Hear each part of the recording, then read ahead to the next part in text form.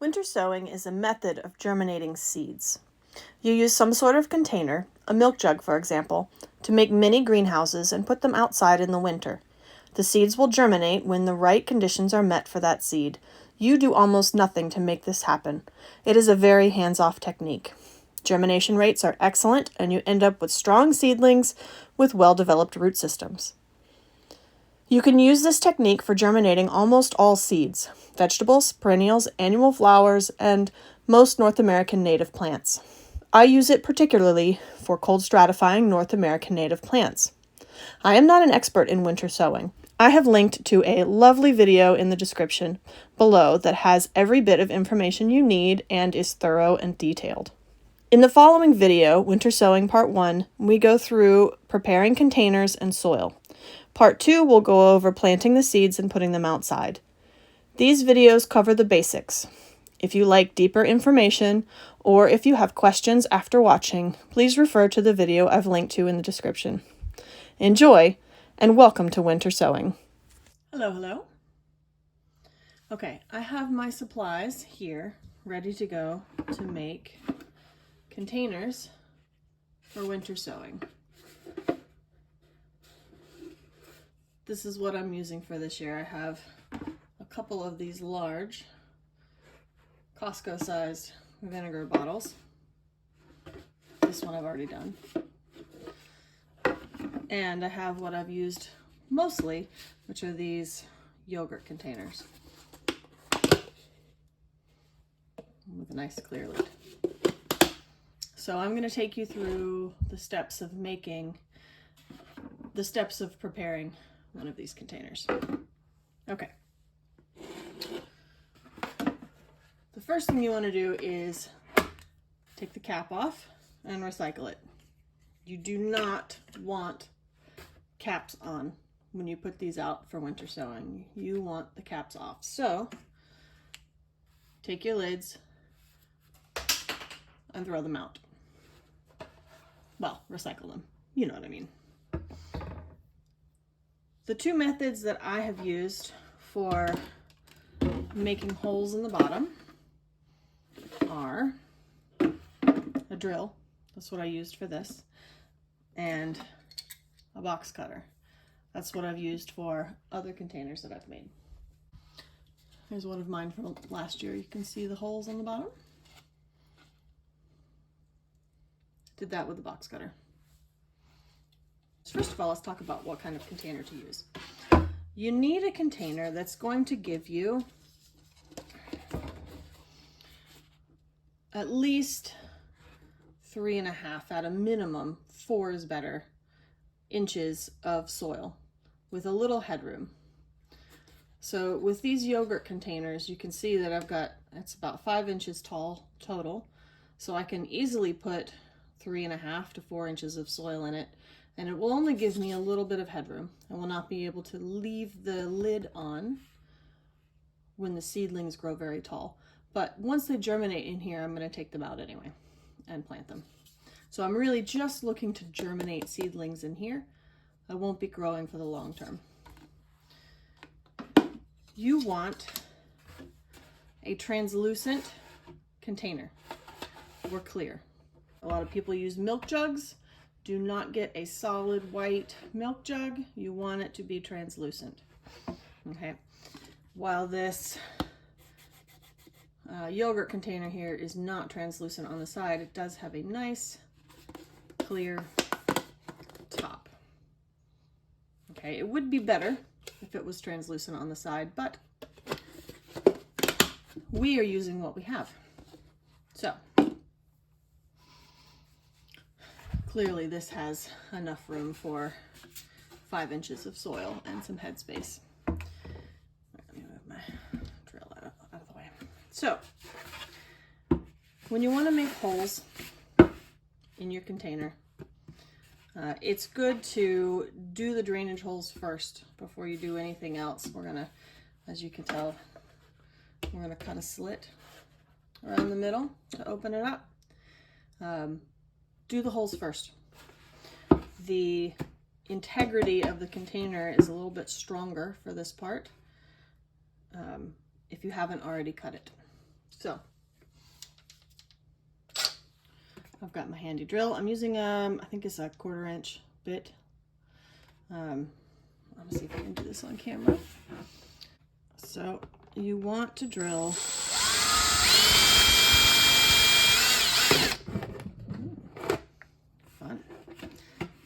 into the bottom where the water is going to settle. So if I put holes in here, you can see how this is curved. If I put holes in here, it's not going to be the best place to drain, although I probably will put a hole or two in there. I'm putting holes along the rim on this particular container because that's where the water will settle. Okay. But you also want holes on the side. And this is because if the bottom freezes to the ground or your table or whatever it is that you have placed your jugs on, if it freezes to the ground, water will not be able to escape those holes where it's frozen to the ground. So you want some holes on the side. Okay, you can see here I have a hole on the bottom and a hole on the side. They don't have to be like all the way up the side or anything like that, but you do want a couple of spaces for water to drain out if the bottom is frozen to the ground. Okay, let's try this again. Let's see if I can do it without hitting the camera.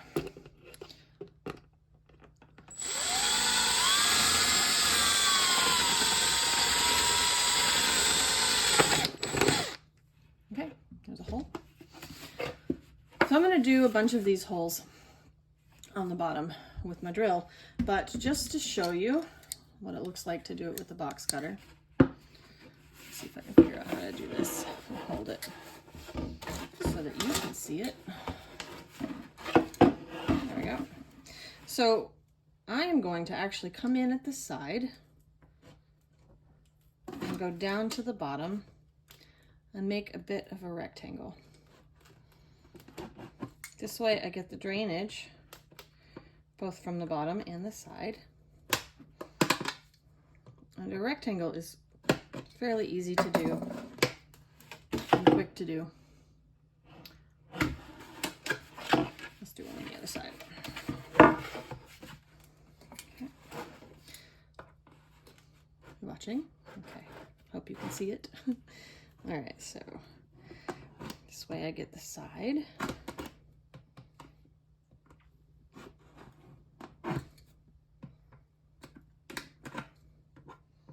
And the bottom for drainage. Okay, like that.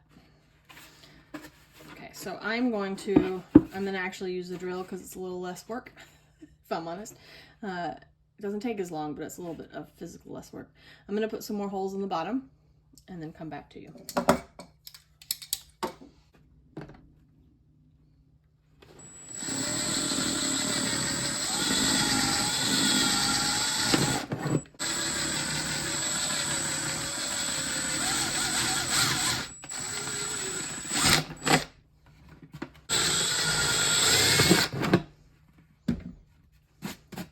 Okay, so I've got some holes on the bottom. I'm going to put some holes on the side.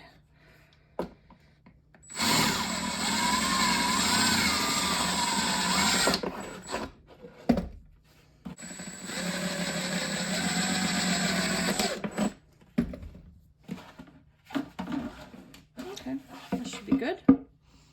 Holes on the bottom, holes on the side. I have my nice rectangular slits.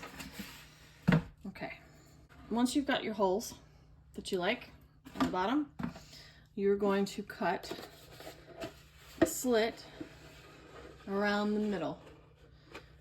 But you're not going to cut quite all the way through. You want to leave one part as a hinge. You can see that I have not cut all the way through that. I have a nice hinge there. So we're going to do that next. I have here a nice rubber band. Now you don't need this rubber band. Really, you don't need the ruler either. But I'm going to use the rubber band and the ruler. and my Sharpie. What I'm gonna do with this is measure up to see where I want my cut to be so I can make it level all the way around. Is it important to be exactly accurate? No, not really. Where did I do it on this one? Yeah, so I'm gonna go up about 6 inches. That'll give me easily 5 inches of soil. So I'm just going to adjust the rubber band so that it is about 6 inches or so all the way around. There we go.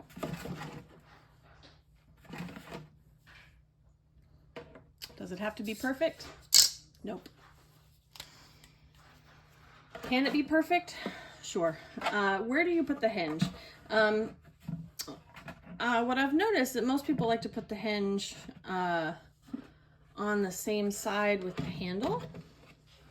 I don't know why, that makes it just easier to open and close. So I've been doing that. So I'm going to be putting my hinge over here. Do I think it matters? Probably not really. So I'm going to draw myself a line around this way. Okay, and not close it all the way. And then I am done with my rubber band. So again, I am not going to cut this part. I'm going to leave some as a hinge. I don't know how you would use a drill for this, so I'm going to use a box cutter. You could probably use just a regular knife or a scissor, but you might have to work a lot harder, and that's probably less likely to be safe, but I like my box cutter, so I'm going to follow the line.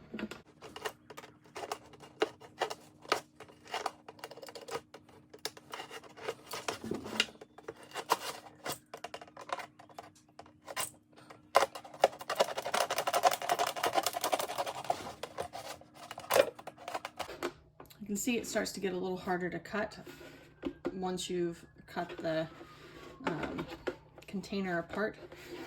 Can you imagine that it would be a little harder to make the holes in the bottom with it sort of more bendy like this? So you just want to be careful. Be careful about your hands and all.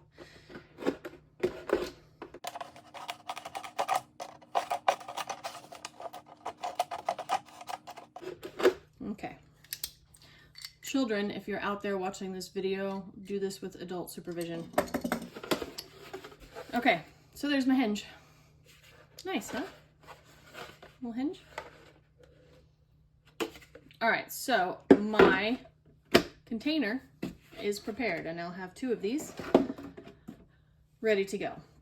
So let's take a look at my yogurt container next. I'll do what I did last year with the box cutter, and also what I've done with the drill. So if I'm gonna do the little slits, I just in through the side,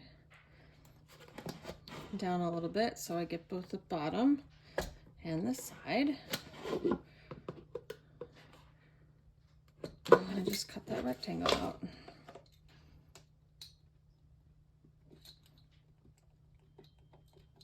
Try not to cut through far. Okay, there's one. Let's do one on the other side. 4 of these larger rectangles on the bottom of this. I think this is a 32 ounce container. It was plenty for drainage. I had decent drainage last year, so.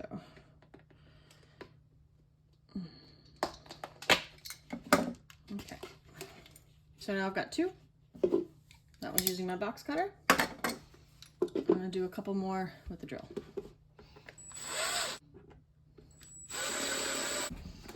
So you can see that the holes from the 1/4 inch bit are a little smaller than the slits that I made.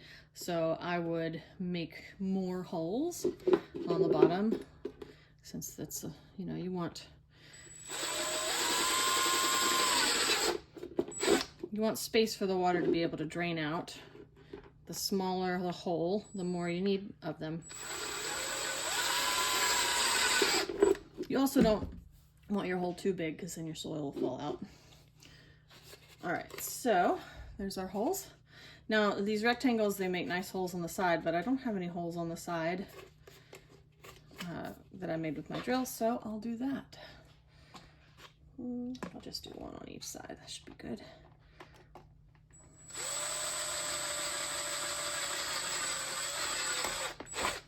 There's one. About halfway around.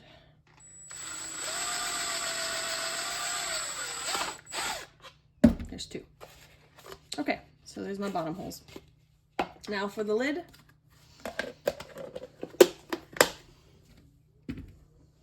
Pause for the Zamboni.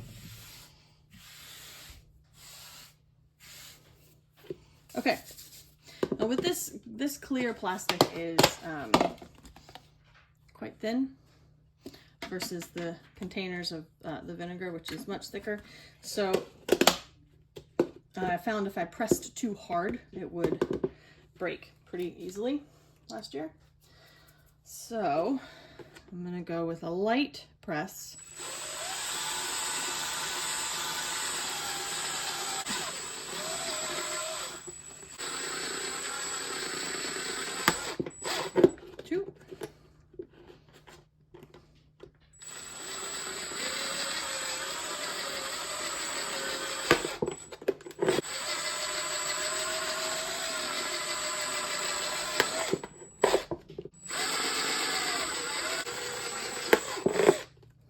All right, so I have 2, 3, 4, 5, 6, 7, 8 holes. That looks like on the top. How many holes do you need? I don't know. Enough, and not too many. This is where the water is going to enter into your container. So you definitely want holes on the top so that water can be able to get in, either when the snow is on top and it starts to melt, or when it's raining, or when you come by and water it, if you feel the need to do that. And I'm drilling holes on the top of this because, unlike this one, which already has a nice big hole, it doesn't have any holes in the top. It's also flat. I'm not going to make any extra holes in the side here. It won't need it. The aperture of this is big enough. If you're using a regular milk jug, it's big enough. It's fine. You definitely want to leave the cap off. Don't put the cap on. On this, we are using the lid, but we're making holes. If it's flat, you definitely want good holes in it. I will show you something. Here's one. This is a little tiny one. I'm going to use this. Obviously, this does not have soil depth, but I'm going to use this to germinate some things outside later in the spring. One issue with this one, while it does have holes, let me open it for you. Okay, while it does have holes on the top,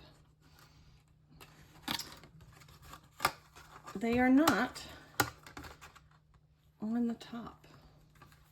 And I found that I have bigger ones.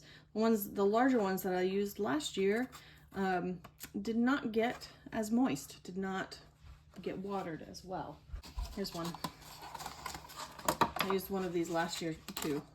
Okay, and on this also, you can see, I don't know if you can see it, I hope you can see it. There's a dip here, and this flat part doesn't have any holes in it at all. All the holes here along the sides, and just not enough water really got in there. So I needed to also put some holes in the top of these. Last year when I did this, and realized like halfway through the winter that they weren't getting as much water, I just took my box cutter, made a little hole, a little twist action. I think you can see that. and that was sufficient. Water would pool up, put the knife down, water would pool up in here and then it would drain out through the holes. Since I put them in, I think I did like 4 or 6 or something. Anyway, I have a container prepared that I've showed you. And I have prepared one of these with you. So next we move on to the soil. So this is what I'm going to use to put together my soil mix for my winter sowing containers. I've got coco coir, this Coast of Maine Premium Growers Mix. This is compost, and perlite. So I'm going to put this together. Mostly it'll be coco coir. Probably about 2/3 coco coir, 1/3 compost, and some perlite thrown in. So we're going to put that together now. I've already gotten started here. I've done a little bit, and I'm going to take you through what I do. This is 1 part compost, so that's the Coast of Maine.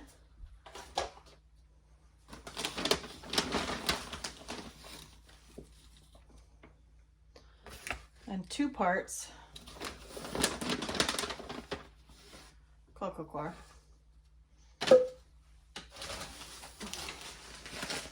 And a handful perlite. And I'm going to give it a stir.